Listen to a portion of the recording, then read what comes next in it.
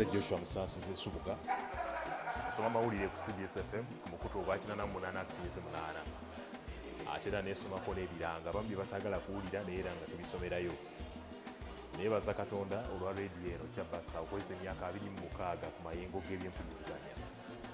Emyaka 26 nze ku jjo ninako emyaka gigenda kwera 7 okuva mu 2015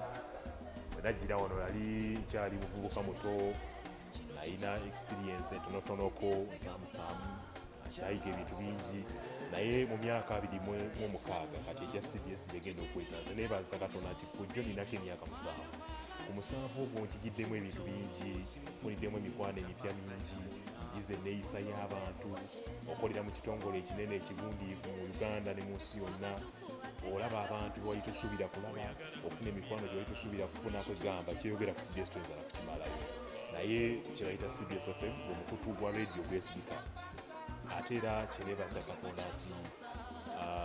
nsobodde n'okuyita mu yo okuyitimusa ebitone byange n'okuzuukusa ebirala ebyaliyo ne bye nali simanyi tibisobola omwali n'okukulembera bannamawulire bannanga beezikiriza ey'Abadiventi okugattako ku bingi sinza kwogera ku CBS n'ekimalayo. Emyaka 26 nze nja kugamba nti ndifunye mbyengera byereere nenjagaliza ne bannanga abalala bali ebweru eyo fe twabeereranga eyo nga twegomba nnyo okujja okola ku CBS naye tujja kola ku CBS tukoleko n'abasajja nolwekyo neebaza Katonda nti kyo tukyatuukirira ndabye abasajja be nali negomba okukola nabo nenkola nabo ate era nkyalabayo n'abalala bangi nange beŋŋamba nti oba oli awo mbazimbye mpita ku CBS